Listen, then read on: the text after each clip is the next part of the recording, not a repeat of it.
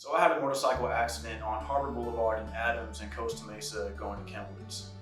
I was in the turn lane and a car, not looking, came into my lane, hit my side and threw me from my bike. I was in shock and I was very hurt. So I found on Google a motorcycle accident lawyer, the law offices of Daniel Kim in Costa Mesa.